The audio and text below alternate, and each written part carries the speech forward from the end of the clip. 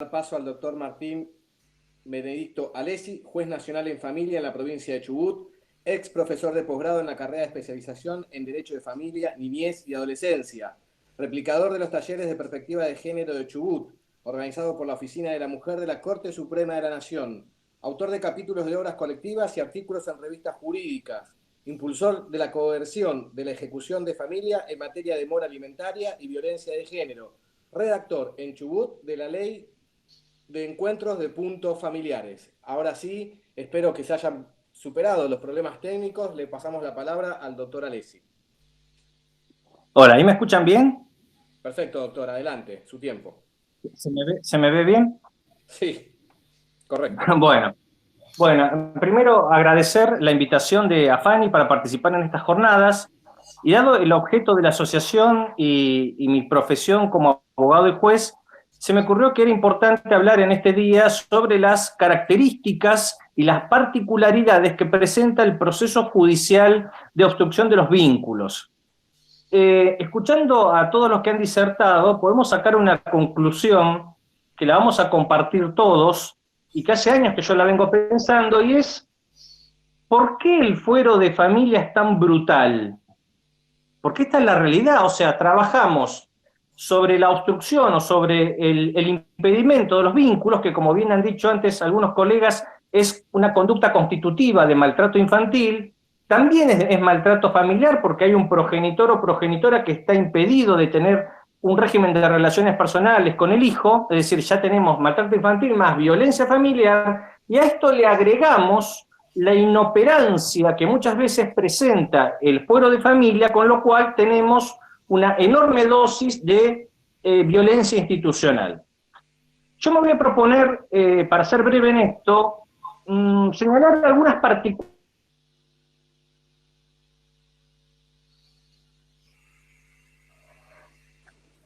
Perdón, se cortó el audio con el doctor Debemos Alessi. considerar, ¿sí? Ok, no, pensé que se había cortado el audio. Disculpe, doctor, siga. Lo primero que nosotros tenemos que considerar, dentro de 4 particularidades muy importantes para entender el fenómeno de la brutalidad del fuero de familia, es que nosotros como padres tenemos un marco de libertad de crianza de nuestros hijos. Es decir, que la Constitución, a partir de la libertad de intimidad familiar, de mi derecho al propio proyecto de vida y de mi derecho a la vida familiar, implica que no cualquier conducta que yo tenga con respecto a mi hijo va a ser objeto de judicialización por un reclamo, por una queja del otro genitor o progenitora. ¿Por qué digo esto? Porque muchos conflictos parentales comienzan con verdaderas tonterías en los tribunales y terminan, porque se le da mucho hilo en el carretel al otro progenitor, se le da muchas alas, y terminan con situaciones de entorpecimiento, de obstaculización y de impedimento. Doy un ejemplo muy claro, rapidito, que sucedió hace 2 años en Estados Unidos. Es el caso de un padre que era abogado, que llevó a su hijo a comer a un restaurante. El niño de 5 años se empacó porque quería ir a McDonald's. El padre le dijo: no, vamos a otro restaurante, a McDonald's no. El chico que seguía tosudo con que quería ir a McDonald's, entonces el padre lo devuelve directamente a la casa de la madre. ¿Qué hace la madre? El día lunes le promueve una denuncia al progenitor y el juez no tiene mejor idea que que dar una intervención a un perito psicológico para que pueda evaluar al padre. Acá vemos un caso terrible de intromisión arbitraria en la vida, en este caso de este padre, porque yo puedo estar en desacuerdo, no sobre la forma en que él le pone límites a la tosudez del hijo. Quizás yo hubiera hecho una cosa distinta, pero lo que él hizo está amparado por la Constitución. Es el modelo de crianza que él eligió y es correcto en la medida que no haya perjuicios para el hijo, violaciones de derechos, ni sea manifiestamente inconveniente. Mientras no incurre en ninguna de estas 3 conductas, el modelo de crianza es válido. Por eso es importante, como primera consideración, saber que cada padre tiene modelos de crianza que pueden ser distintos de los que tiene el padre o la madre, y esto no implica la necesidad de judicializar bajo ninguna circunstancia. La segunda característica que tenemos en la actualidad es el impacto de las nuevas tecnologías, sea para la prueba o sea para encontrar nuevas formas de obstaculización del contacto del régimen de relaciones personales que tienen los padres con el hijo.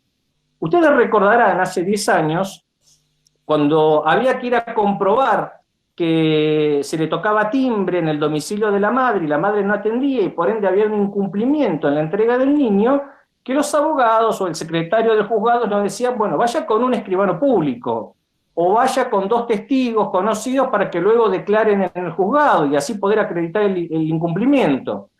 Hoy en día las nuevas tecnologías, sobre todo a partir del celular, nos facilita mucho la tarea porque solamente basta grabar el episodio y de esa manera luego volcarlo en un pendrive o en un CD y de esa forma ya tener la prueba constituida.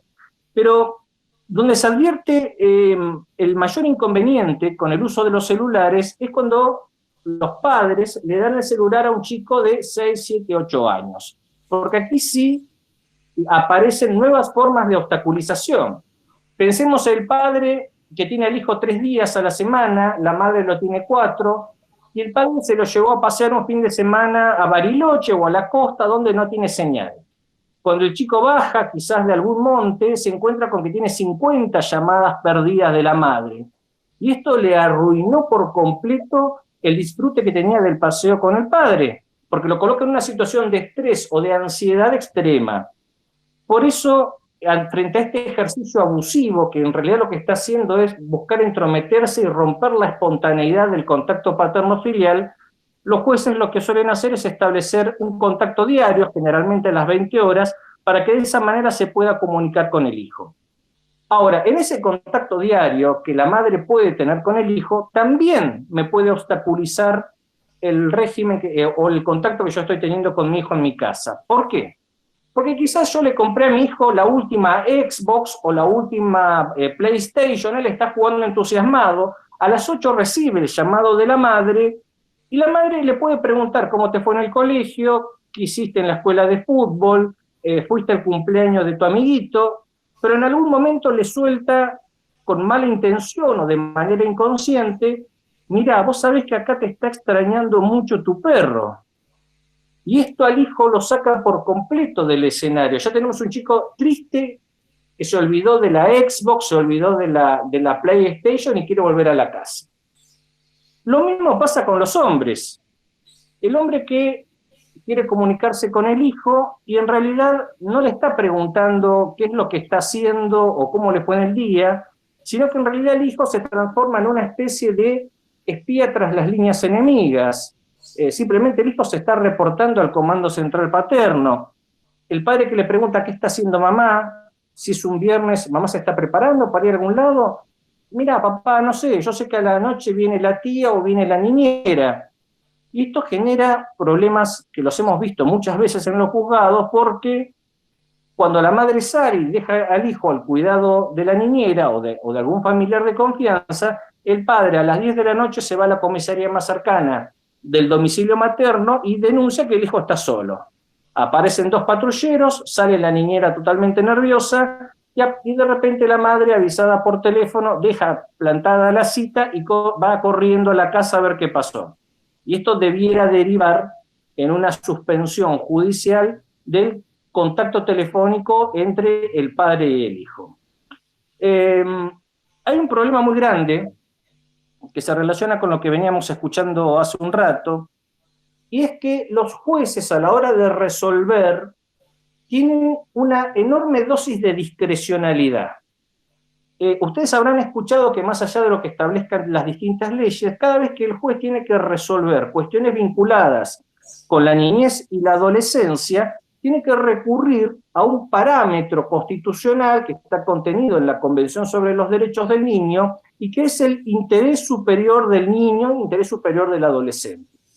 Esto es un criterio jurídico indeterminado, es decir, el juez en estos casos lo va a ir llenando de acuerdo a las circunstancias del caso, es decir, va a tener en cuenta la razonabilidad, va a tener en cuenta que han resuelto otros jueces en casos similares, va a tener en cuenta la lógica, la razonabilidad, las máximas de la experiencia, inclusive muchas leyes como el propio Código Civil y Comercial en Argentina y sucede con otros códigos latinoamericanos, ya fijan una serie de pautas o de criterios rectores acerca de lo que el juez tiene que prestar atención a la hora de resolver determinado tema.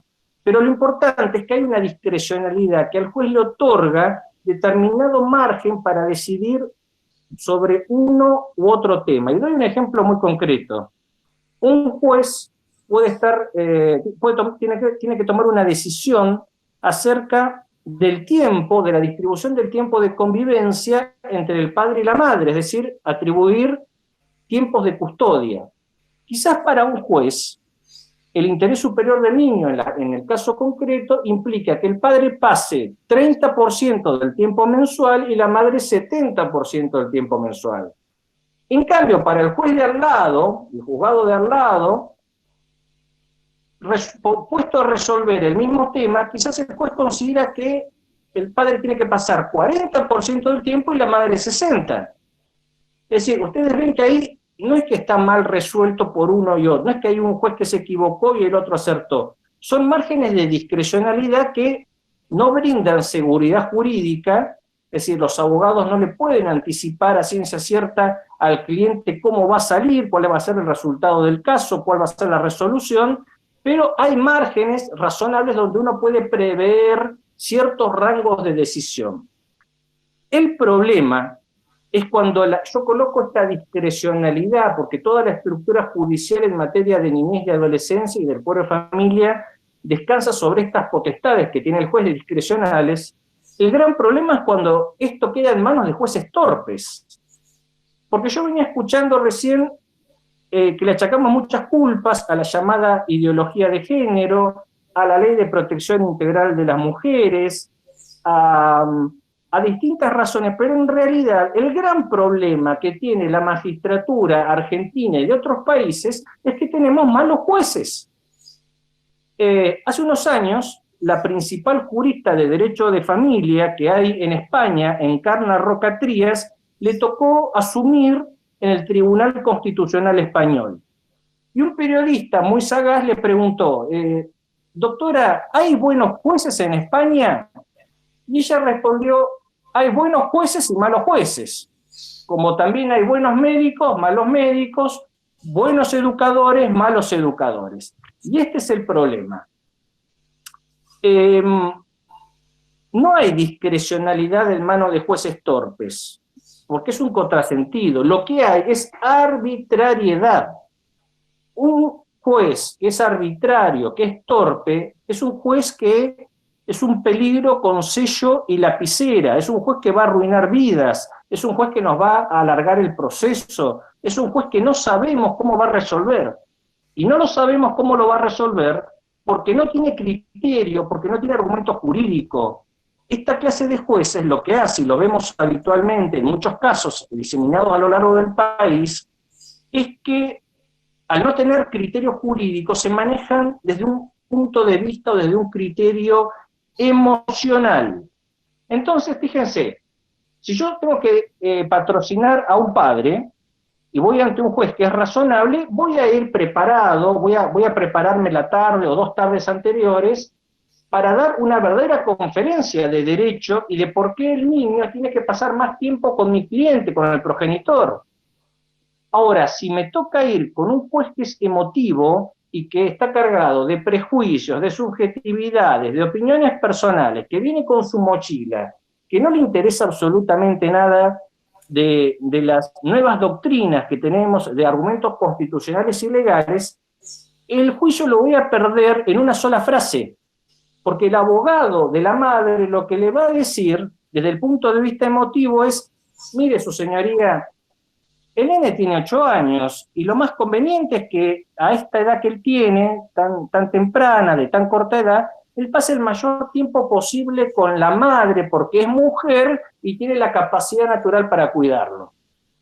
Este argumento frente a un juez torpe es demoledor.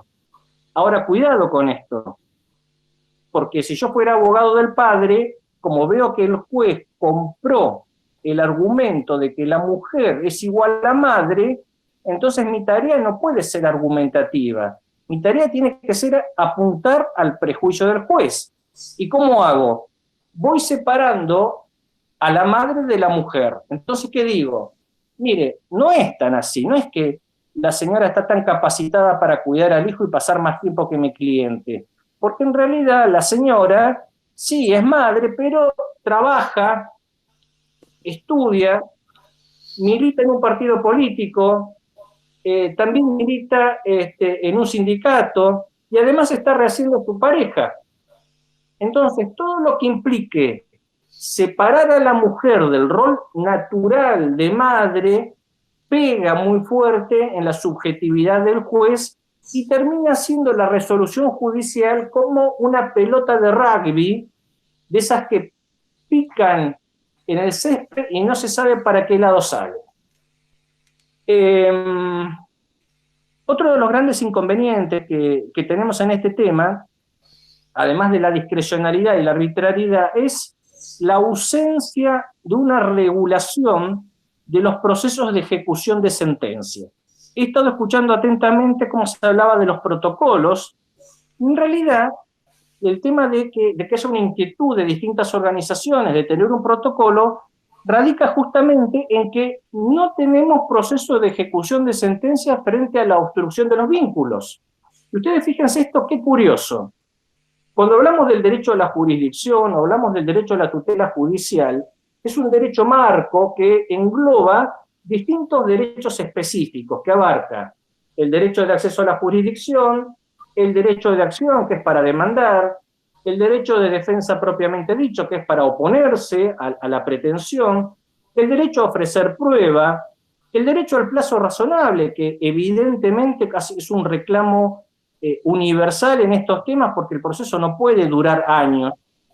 Luego viene el derecho a una sentencia motivada, no cualquier sentencia, sino una sentencia con una fundamentación.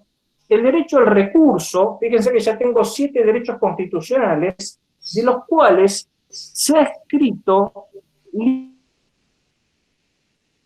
libros, se han sancionado leyes nacionales, provinciales, se han dictado acordadas en Cortes Supremas, pero de todos estos 7 derechos hay uno, que es el octavo, que es el derecho a la ejecución de sentencia. Sobre este derecho, que es un derecho humano, y es el derecho a que la sentencia que a mí me ha reconocido el juez, donde a mí en esta sentencia me reconocen tiempo de convivencia con mi hijo y correlativamente le imponen el deber jurídico al otro progenitor, a la madre, de que tiene que cumplir con obligaciones de hacer y entregar al niño en el momento de intercambio, la sentencia por sí sola no se cumple.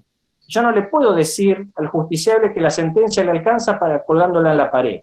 Es necesario acudir a un proceso de ejecución de sentencia para que lo declarado en la sentencia se cumpla en la práctica, que es lo que le interesa a todas las personas. ¿Cuál es el problema? No se la reguló. Ustedes lean los códigos procesales que tenemos en Argentina, la nueva camada de códigos, y no se dice absolutamente nada sobre este tema. Y es gravísimo. ¿Y por qué pasa eso? Cuando hablamos de ejecución de sentencia, estamos hablando de un poder que tienen los jueces que se llama coerción. La coerción son las facultades, los poderes, deberes que tiene el juez para hacer cumplir la sentencia frente a la desobediencia del incumplidor.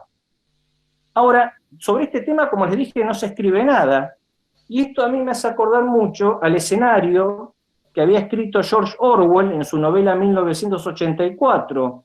Si ustedes no recuerdan la novela, no vieron la película, lo que se había establecido ahí como escenario de fondo era un gobierno dictatorial que para oprimir a la ciudadanía entre distintas líneas de acción había implementado la neolengua.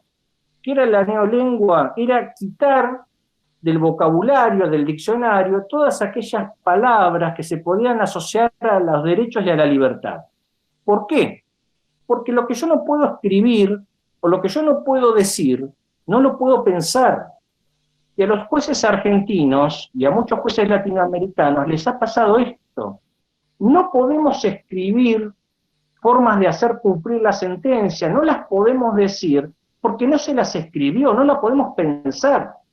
Entonces, mientras no podemos pensar en coerción, mientras no podemos pensar en formas creativas de ejecución de sentencia, podemos seguir redactando protocolos, podemos seguir echándole la culpa a la mal llamada ideología de género, podemos echarle culpas por doquier, pero el problema está, por un lado, en los malos jueces y en segundo lugar, en la ausencia de un procedimiento. Hay alguna cosa que yo quería puntualizar ya antes de ir cerrando, que en el proceso de ejecución de sentencia, cuando ya tenemos la sentencia que nos ha reconocido un derecho de convivencia con el niño y esto no se cumple, los casos típicos de oposición que va a tener el padre o la madre, generalmente la madre, se van a basar en situaciones de maltrato infantil. El maltrato infantil lo que exige es una corroboración inmediata de parte de los equipos técnicos, con un protocolo que abarque tanto desde el aspecto desde el examen físico hasta el psicológico. Cuando esto está descartado, por supuesto, hay que reanudar el vínculo. Y un tema central que da realmente mucho para cortar es qué sucede cuando el niño dice, no quiero ver a papá. Y acá viene un problema, porque lo escuchamos permanentemente en la función judicial, es una de las causales que más esgrimen las mujeres, y cuando uno le pregunta, ¿pero qué edad tiene el niño? Tiene 7 años. Y es llamativo porque, ¿qué pasa cuando el niño dice no quiero ir al colegio? ¿Qué hace la madre? Lo manda igual. Cambiate, vestite porque tenés que ir al colegio. ¿Qué pasa cuando el chico no quiere ir al pediatra? Va igual, porque la madre lo manda. O cuando tiene que ir al odontólogo, va igual. ¿Qué pasa cuando el niño el día 24 de diciembre le dice a la madre no tengo ganas de ir a ver a los abuelos, a los padres de ella, no quiero pasar ahí? Directamente lo lleva y lo sube al auto, a la arrastra y se va. Ahora, cuando se trata de que ver al padre, aquí puede ser producto del capricho o de alguna inculcación de la madre, de repente la madre es como que pierde toda la autoridad, espontáneamente perdió toda la autoridad que tiene con el hijo. Hay un juez español, él trabaja en Gijón, en Asturias, que cuando la madre le dice, yo a mi hijo no lo voy a obligar, tiene 7 años, 8, no lo voy a obligar a que vea al padre, lo que le dice directamente es, mire señora, usted váyase de la audiencia, porque usted acá no interesa. Si acá lo que interesa es el padre y decide el hijo, usted acá no tiene nada que hacer, váyase. Yo me encargo de arreglar el problema con el hijo y con el padre. Por supuesto que lo hace como una forma de interpelación en estas situaciones. Otro tema que a mí me interesaría tocar en esta fase es cómo nos manejamos cuando nos empiezan a aparecer informes de los terapeutas, porque es muy común que en el expediente judicial, como ya viene muy entreverado y se va acumulando mucha información, los padres están haciendo terapia, el niño también, y de repente aparece un informe del terapeuta de la madre donde le empieza a dar una serie de indicaciones al juez. Esto es un error, porque la tarea que tiene el terapeuta individual, sea del padre o de la madre, es manejarse con el marco establecido por el equipo técnico interdisciplinario. Se tiene que manejar con las conclusiones y con las sugerencias. No puede trabajar sobre un marco diferente. Entonces, yo en mi práctica como juez, cada vez que me he encontrado con algún terapeuta de la madre o del padre que me quiere hacer indicaciones sobre lo mal que actúa el otro progenitor, o me quiere decir que hay que suspender el contacto con el niño, como ese niño o ese otro progenitor no son pacientes de ese terapeuta, porque no hay ningún vínculo terapéutico, lo que hay que hacer enseguida es darle salida, removerlo, tener por incumplida la terapia individual al progenitor que presentó ese informe y culminarlo a presentarse con otro terapeuta para poder reanudar la terapia. Un tema muy importante, cuando pasa mucho tiempo de desvinculación entre el padre o la madre y el hijo, cuando está descartado el tema del maltrato infantil, es qué sucede cuando el equipo técnico interdisciplinario habilita la posibilidad de una revinculación.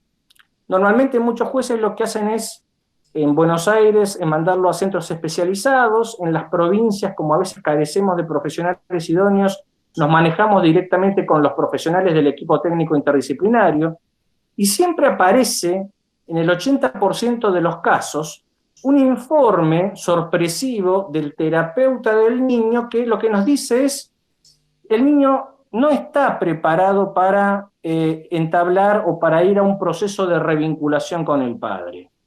Lo que hay que hacer es respetar los tiempos del chico. Y claro, todos sabemos que respetar los tiempos del chico implica prolongar esta situación perjudicial para él por 1, 2, 3, 4 años. Porque lo que el terapeuta individual del niño lo que busca es mantener la situación de hecho, lograr que el niño no sufra ninguna situación de inestabilidad o ninguna situación de angustia, cuando en realidad lo que muchos jueces queremos es que frente a un vínculo rescatable, positivo, como es el del padre, es preferible ocasionar una mínima molestia, no un perjuicio, una mínima molestia, una mínima incomodidad al niño en la revinculación para que sea la realidad la que imponga su propia verdad y que en definitiva en el corto, y mediano plazo el niño pueda recobrar la relación plena con el padre. Otro de los inconvenientes que a veces nos encontramos es en el momento del intercambio, es decir, cuando el niño tiene que pasar del hogar paterno al materno o del materno al del padre. Aquí hay muchas estrategias que se ponen en juego y que son muy difíciles de desactivar. Cuando esto pasa, porque normalmente se baja el padre o la madre con el niño y no lo suelta. Entonces, ¿qué hace? ¿Cuál es el error que cometen los padres? Querer agarrar al chico. Y esto es perjudicial porque lo que va a lograr es que la madre haga este movimiento de manera voluntaria o inconsciente y esto el chico lo percibe y se va a largar a llorar. Cuando suceden estas cosas, lo ideal es que un equipo de supervisión del equipo técnico interdisciplinario o si hay profesionales capacitados en los servicios de protección de derechos puedan trabajar en la asistencia de cómo tienen que manejarse en ese momento y eventualmente hacer un informe para preconstituir la prueba y ver cuál es el comportamiento y la conducta procesal tanto del padre como la madre. Me quiero referir a un tema que es un clásico que tenemos en el Foro de Familia, que es la situación del niño o la niña que pasa tiempo con el padre, que está por ahí martes, jueves y domingo, pero el padre ¿qué quiere? Quiere pernoctar con la nena, porque tiene preparado, o con el niño, tiene preparada una habitación con sus juguetes, pero el chico no quiere saber absolutamente nada con el tema de poder pasar la noche en la casa del padre. Cuando esto sucede, normalmente lo que debe investigarse, porque esto es una forma de obstrucción, lo que debe investigarse en estos casos es que hay una situación de colecho con la madre. Y ustedes saben que frente a determinadas edades muy cortas del niño, el colecho implica una verdadera, si lo queremos cambiar, implica una verdadera alteración del sueño, que tiene condiciones fisiológicas, psicológicas, emocionales. Cuando sucede esto, el planteo que debieran hacer los progenitores es que el juez le dé un plazo de 60 o 90 días para que esa situación de colecho cese y de esa manera poder lograr, en definitiva, que el niño pueda pasar un tiempo de calidad con el padre e inclusive pueda pernoctar. No sé cómo vengo con el tiempo, si estoy pasado o no. Doctor, le quiero comentar, perdón que interrumpa la transmisión. Tenemos un montón de mensajes justamente en su bloque. Darío AJ es como sale, digamos, su nick en la cuenta de Facebook. Tenemos a Gabriela García, perdón que me habilito la cámara, me están informando mis compañeros. En fin, tenemos realmente muchas preguntas que nos están llegando a nuestro WhatsApp y a nuestra, digamos, central de operaciones. Yo lo invito porque verdaderamente, digamos, creo que es un tema que esto no nos va a poder dar la posibilidad de 30 minutos ser tan abarcativos y además, más que nada, por el interés de todos los padres que están dentro de la transmisión, que nos están llenando de preguntas respecto de su oratoria. Podríamos, y lo convoco, no sé si comprometerlo, pero a la posibilidad de hacer un vivo la próxima semana para que podamos de alguna manera resolver y responder las preguntas de todos los padres que nos están llegando a nuestra, digamos, central de operaciones, ¿no? Por llamarlo de alguna manera. Realmente no vamos a poder responder ninguno de estos mensajes. Me gustaría hacerle una sola consulta, si está dispuesto a poder responderla. Sí, por supuesto. Uno de los mensajes que nos está llegando, ¿qué pasa cuando no se habilitan las filmaciones en las audiencias, en los derechos de familia, ¿no? ¿Por qué esto no sucede? Eso es una irregularidad enorme que habilitaría a una denuncia frente a la superintendencia, frente a los organismos, puede ser la Cámara de Apelaciones o la Suprema Corte. Las audiencias son públicas, salvo en materia de familia, pero que se preserve la confidencialidad no quiere decir, bajo ninguna circunstancia, que yo no le pueda dar que no tenga que grabarlas, porque de hecho muchas leyes procesales, sobre todo en la provincia de Buenos Aires, establecen específicamente la obligación del juez de hacer un registro audiovisual de la audiencia. Mi consejo, cuando eso sucede, es que el abogado, cuando comienza la audiencia, haga el reclamo. Es decir, mire, señor juez, usted tiene que grabar la audiencia. Si el juez me dice que no la va a grabar, yo saco mi teléfono celular y la grabo. Porque a mí no me puede impedir, frente a cualquier incidencia, frente a ánimos que se pueden caldear, frente a faltas de respeto, frente a cuestiones de falta de seguridad en la sala de audiencias, frente a una falta de respeto del juez, que después cómo la compruebo, yo tengo todo el derecho del mundo a grabarla. Primero que el que tiene que grabar es el secretario y asegurar que los registros estén preparados para poder tener una grabación, sea a través del audio o sea a través del video mejor, que sea fidedigna. Pero si esto no es posible, yo los invito inclusive a ver en mi fanpage, yo tengo en Facebook una página de Derecho de Familia, se llama Derecho de Familia Martín Alessi. Invito directamente a que vean en el mercado una serie de lapiceras, que son lapiceras que graban, pero lo puedo grabar directamente con el teléfono y le puedo decir al juez, señoría, si usted no va a grabar la audiencia por la razón que sea, quebrantando la ley, la voy a grabar yo con mi teléfono celular. Y punto, estamos todos advertidos. Es una gravísima irregularidad no grabar la audiencia, sobre todo porque si yo tengo que apelar a instancias extraordinarias como la Cámara de Apelación, o tengo que llegar a un superior tribunal de justicia, la grabación es importante, porque los jueces la van a escuchar. Entonces, primero, para repasar esto, dejar en claro que las leyes procesales de familia en gran parte de Argentina establecen la obligatoriedad del registro audiovisual. Es más, fíjense que el procedimiento es de audiencia de vista de causa. Una consulta. ¿Qué quiere decir esto? Sí. Supongamos que estamos en esta situación en el despacho del juez y por lo general nosotros, los padres y madres que estamos impedidos, digamos, tenemos una actitud, si se quiere, frente al magistrado de temor. ¿De temor por qué? Porque nosotros estamos buscando la revinculación con el niño, ¿verdad? Y nuestro peor pensamiento, quizás hasta inclusive inconsciente, que muchos no nos animamos a decir, ¿qué pasa si me pongo en contra del juez tomando este tipo de actitud, este tipo de medidas? ¿Cómo puede ser interpretado por el juez al ser interpelado y decirle, bueno, si usted no lo graba, la grabo yo?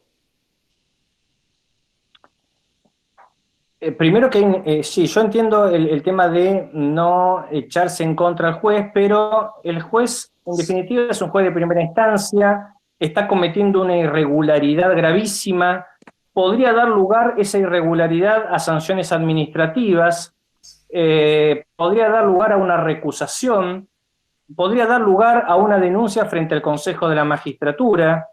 Es decir, es muy grave no grabar la audiencia.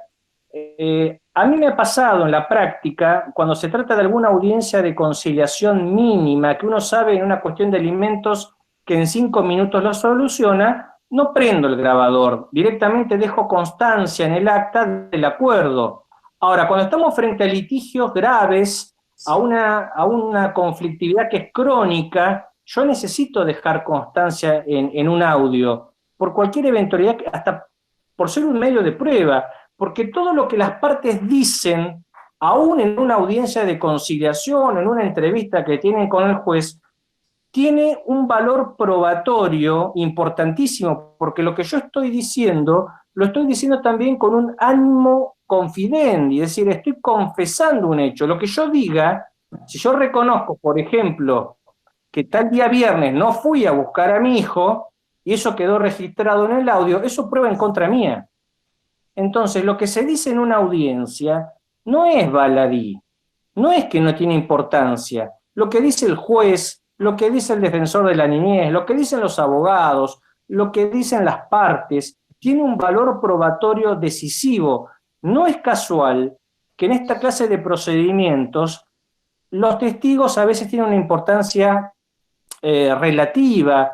Lo que más vale son los informes de los equipos interdisciplinarios, ni hablar si el juez convocó a alguno de los profesionales que suscribieron el informe y viene a dar explicaciones en la audiencia.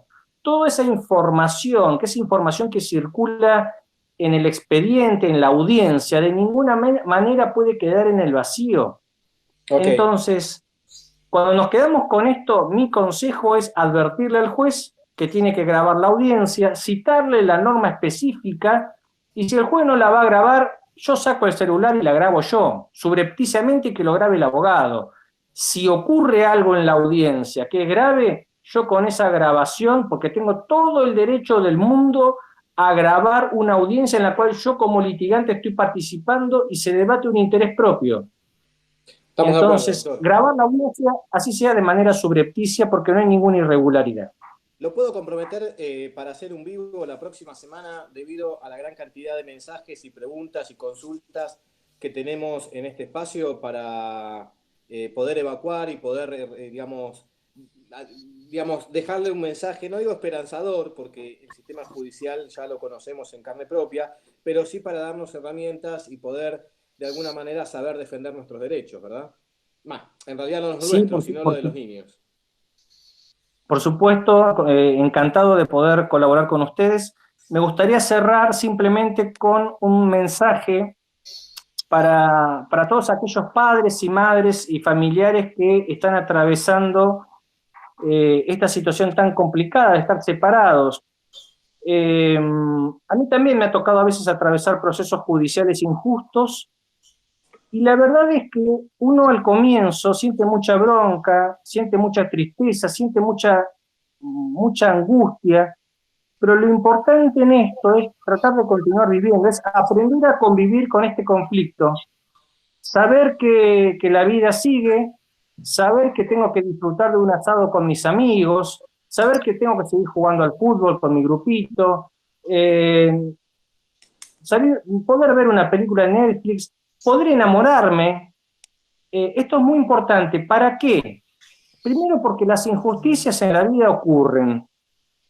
Y lo importante de esto es estar entero, con un buen abogado, con un buen psicólogo, porque más tarde o más temprano, y ustedes hoy van a contar otras historias, más tarde o más temprano el reencuentro con el hijo se va a dar.